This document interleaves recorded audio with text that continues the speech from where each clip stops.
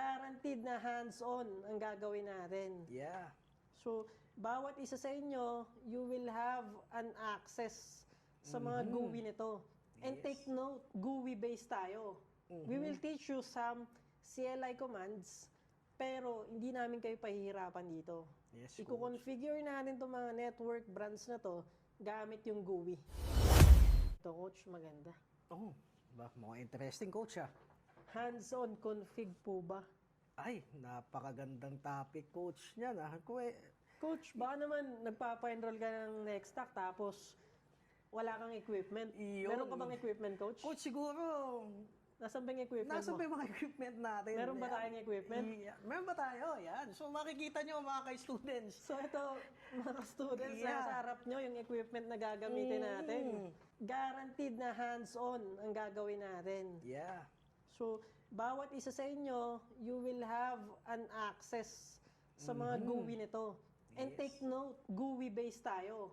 We will teach you some CLI commands, pero hindi namin kayo pahihirapan dito. Yes, I-configure natin itong mga network brands na to gamit yung GUI.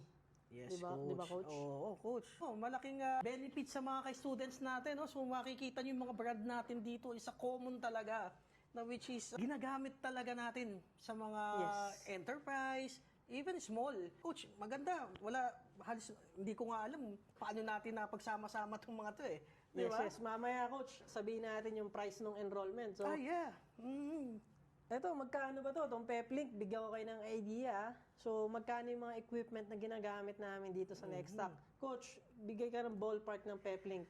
Siguro, coach, abihin na lang natin na sa presyo siya ng Bioscar. Yan, nasa ganun, coach. Bioscar, yung PepLink natin. Then, we will let you try yung hands-on dito. Yeah. Then, dito sa FortiGate natin, we have itong Fortinet brand for the firewall. So, ito, ako nasasagot kung Sige, magkano. coach. So, 500,000 itong equipment na to.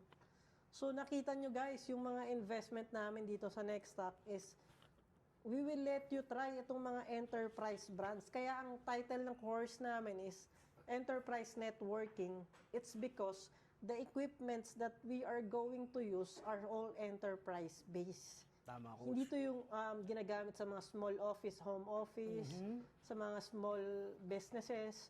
So ito is talagang pang networking ng enterprise.